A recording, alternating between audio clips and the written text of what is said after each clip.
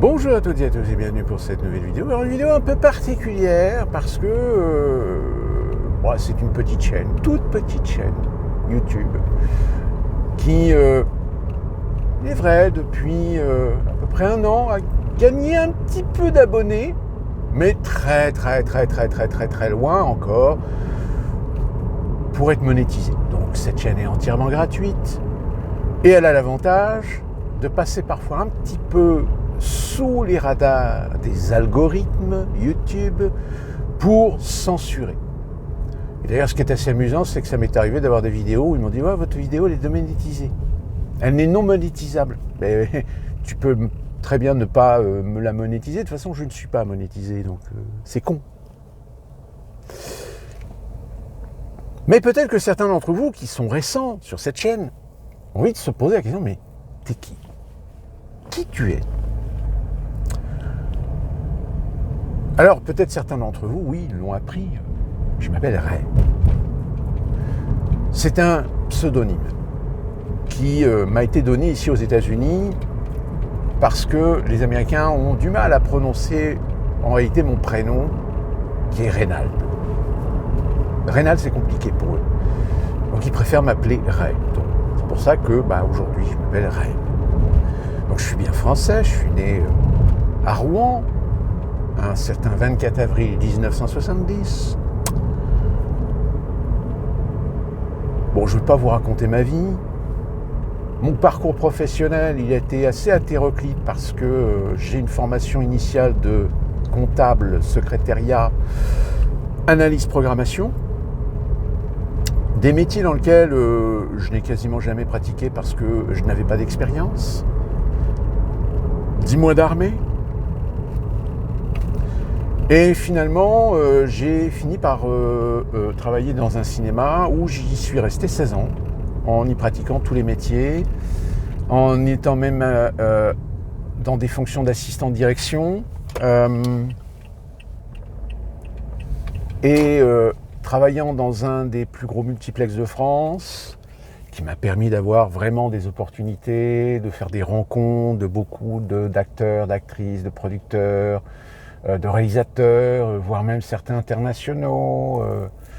Et j'ai pratiqué tous les métiers donc, dans un cinéma. J'ai connu le numérique. J'ai même été parmi ceux qui, en France, je dis bien en France, parce que ça c'est un haut responsable de la société. À l'époque, c'était Gaumont Pathé qui me l'avait confié. Il m'a dit, grâce à toi, le site, parce que je travaillais à Grand-Quevilly, près de Rouen, il m'a dit, grâce à toi, avec tes connaissances informatiques, etc., tu es le premier site où le numérique est opérationnel à 100%. Bon, ça ne m'a pas valu une augmentation de salaire, je vous rassure. Parce que c'est vrai qu'en France, en France, on te dit merci, mais sans plus. Contrairement aux États-Unis, quand tu deviens un élément non négligeable, voire même indispensable, en général, ils font tout pour te garder. Et donc, ça inclut augmenter ton salaire, faire évoluer ton statut, te donner des formations pour faire évoluer, etc. Et je vous expliquais tout à l'heure pourquoi.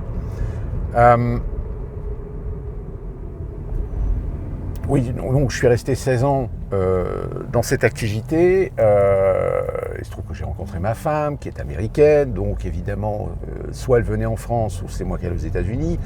Je me suis dit peut-être qu'aux États-Unis, il y a plus d'opportunités que si elle venait en France. Et donc, c'est pour ça que je suis parti aux États-Unis, que je vis aujourd'hui près de la ville de Charlotte, en Caroline du Nord. Et en matière d'activité professionnelle, aujourd'hui, moi je considère que en matière de carrière professionnelle, moi, elle est faite.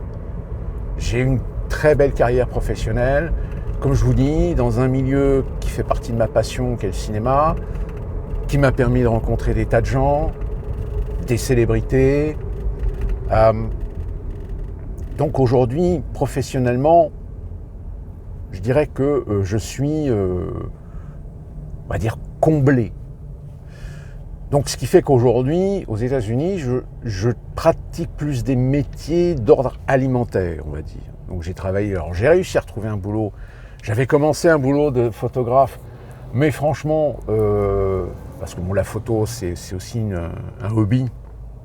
Donc je me suis dit, pourquoi ne pas joindre l'utile à l'agréable? Sauf que ça m'a fait chier, considérablement. Parce que malheureusement, aux États-Unis, même quand tu fais des superbes photos, ils choisissent toujours des merdes, de la merde. Ils aiment faire de la merde, de toute façon. Donc fatalement, au bout d'un moment, j'ai fait des photos de mariage. Mais non, ça m'a fait chier, Ça m'emmerdait d'avoir des gens qui me disent « Oui, tiens, tu peux prendre la photo comme ça, ouais, attends que je prenne la pause. » etc. Oh non, putain, au secours, quoi. Sois naturel. Mais ça, les Américains, ils savent pas faire être naturel. Ça ne fait pas partie de leur culture. Et puis du coup, je suis retourné j'ai trouvé un boulot dans un cinéma un peu particulier parce que c'était un cinéma qui faisait resto et bar, donc vendait de l'alcool. Et là, pareil, j'ai fait un petit peu plein de choses. J'étais serveur. Mes problèmes de serveur, c'est que mon audition et mon anglais n'est pas suffisamment performant pour réussir à comprendre tous les Américains, surtout les Américains du Sud, hein, accent, quand ça parle trop vite, quand ça a des défauts de prononciation, etc., c'est un peu compliqué. Quand c'est votre langue natale, ça va, parce que votre cerveau, il arrive à reconnaître, il arrive à transcrire, il arrive à comprendre par nature. Mais quand c'est pas votre langue natale, c'est plus compliqué. Puis du coup, j'ai travaillé en cuisine, je faisais du Windows, je faisais du runner, je faisais donc de la cuisine, etc. Je suis devenu cuistot. Voilà. Comme quoi, il n'y a pas de sous-métier. Il se trouve malheureusement que le cinéma a fermé, donc j'ai retrouvé un autre boulot dans une enseigne qui s'appelle Cracker Barrel, ce qui était une connerie parce que j'ai eu le malheur d'aller dans le restaurant qui avait le plus d'activité, qui était le plus rentable de la région. Donc du coup, ça voulait dire que... Alors, c'est pas une question que c'était dur. Je me suis adapté assez rapidement. Mais c'est l'encadrement. Les superviseurs, le management, etc. C'était n'importe quoi. C'était tellement n'importe quoi que quand tu soulevais des problèmes, en fait, ils disaient oui, je comprends, apologize for that. Mais en fait, ils disaient rien.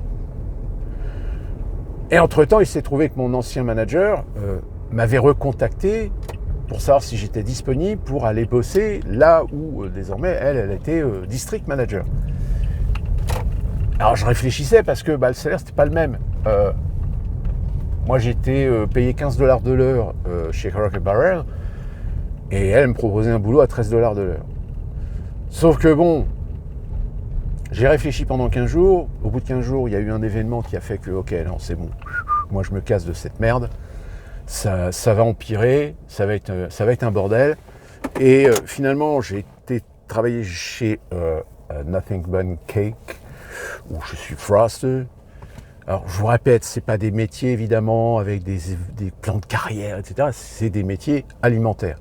Ce qui me permet d'avoir, de gagner un petit peu d'argent, de pouvoir vivre tranquillement.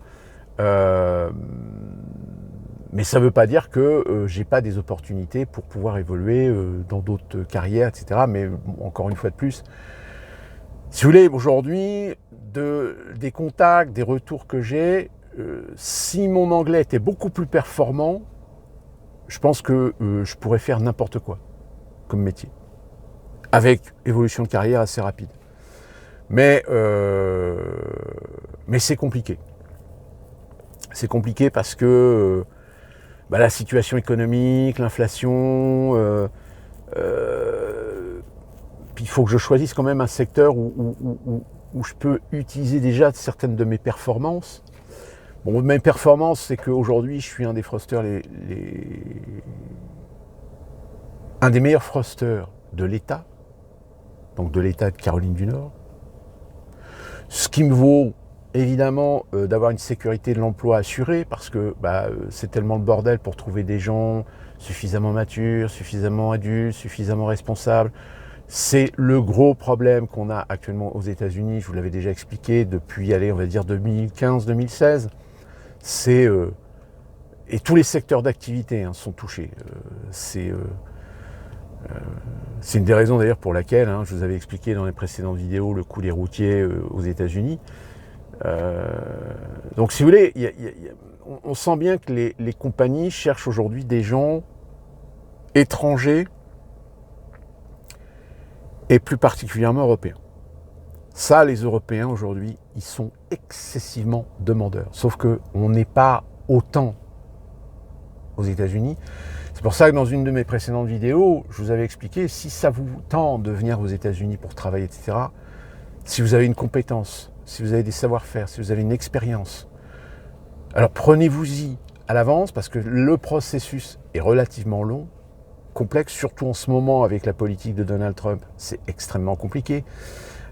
Mais si vous arrivez à avoir une légitimité pour venir aux États-Unis, ne serait-ce que par une boîte, une société, ou même ne serait-ce que par des boîtes françaises qui peuvent éventuellement vous expatrier aux États-Unis, une fois que vous êtes aux États-Unis, vous pouvez prospecter un autre boulot, lancer une procédure pour modifier votre statut, et puis c'est bon.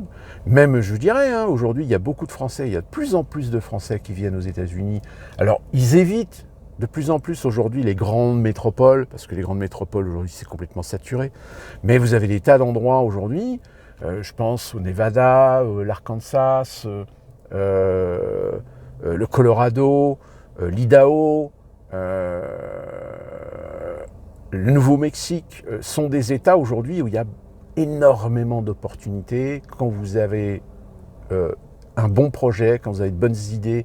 Généralement, si vous construisez un projet vraiment solide, les banques, elles sont prêtes à vous financer, mais les doigts dans le nez. Donc ça, mais je vous dis encore, faut pas être fantasque, faut pas se faire d'illusions, faut pas rêver, faut vraiment avoir la tête sur les épaules, les pieds sur terre pour réussir aux États-Unis. Sinon, il y en a beaucoup de Français qui sont venus aux États-Unis en disant « Ouais, Finger in the News, success story, American Dream », mais en finalité, ils se plantent complètement parce qu'ils ne sont pas prêts. Ils n'ont pas les épaules pour ça. Donc aujourd'hui, voilà, bon, je suis un résident permanent américain puisque j'ai ma carte verte. Le résident permanent, c'est à vie. Vous avez juste besoin de renouveler votre carte. D'ailleurs, je pense à la faire renouveler l'année prochaine. Mais moi, la dernière fois que j'ai eu affaire avec les services d'immigration, quand ils ont vu mon statut, que j'ai jamais eu de problème, même en France, puisque, ne vous inquiétez pas, ils peuvent contrôler, vérifier ce que vous avez fait en France, si vous avez eu des problèmes avec la justice, etc. Limite, ils m'ont filé déjà les documents pour la naturalisation. Sauf que, bon, ça, c'est un projet où je suis encore dans la réflexion.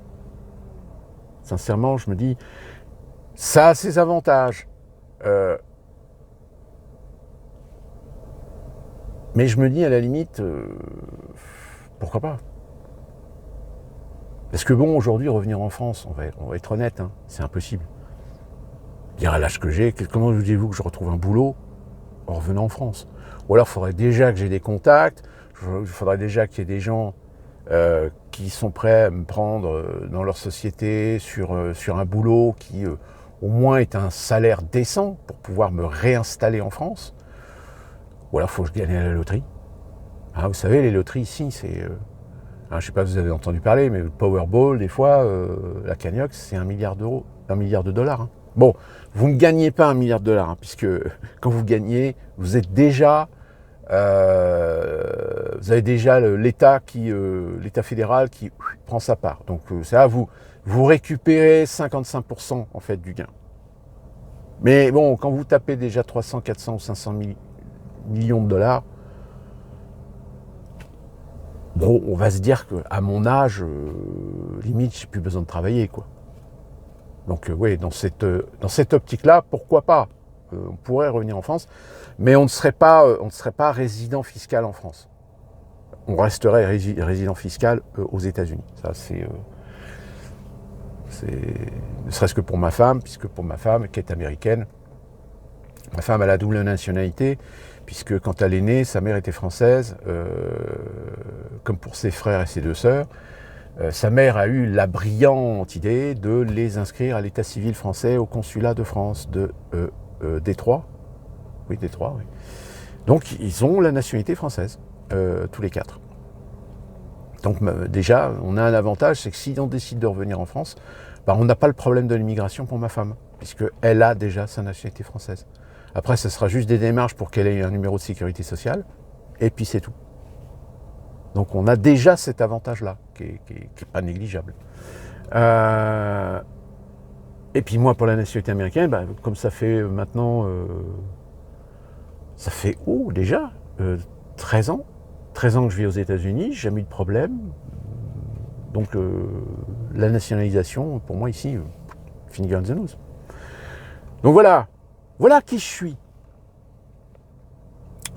Un simple citoyen français qui regarde ce qui se passe un peu, alors de loin, évidemment, mais qui a l'avantage, par contre, aux États-Unis, de vous retranscrire un petit peu ce qui se passe, contrairement à ce que vous pouvez entendre de la part de certains experts, hein, tout en sachant que, à mon niveau, j'observe un peu de façon globale les choses. C'est-à-dire que tout est imbriqué.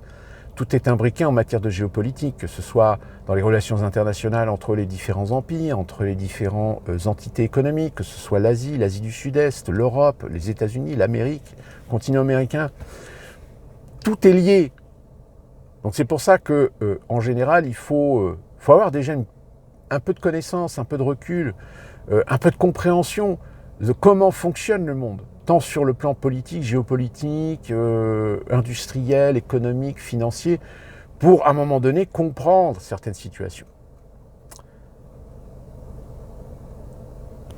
Et ce qui fait que dans mes vidéos, des fois, je vous explique des choses qui peut-être, j'espère, vous aident à clarifier ou comprendre certaines situations. Alors attention, je n'ai pas la science infuse. Après, c'est à vous de peut-être aller chercher un peu plus loin, d'enquêter un peu plus loin, et n'hésitez pas de partager vos propres informations là-dessus, parce que, comme je vous le dis, je n'ai pas la science infuse. Moi, des fois, je peux éclairer sur des choses. Je peux avoir des analyses, mais comme tout le monde, je suis assez humble sur mes analyses en disant attention, peut-être que je me trompe. J'ai jamais été persuadé. J'ai toujours été dans une option, attention, pour moi, c'est ce qui peut arriver, mais il y a peut-être des éléments, des paramètres qui font que finalement, on est complètement à côté de la plaque. Comme des fois, j'ai pu voir juste. C'est une loterie. Hein, je ne suis pas devin. Si vous avez des questions, n'hésitez pas. Alors je ne vais pas raconter ma vie, parce que je préserve quand même le côté privé. Hein.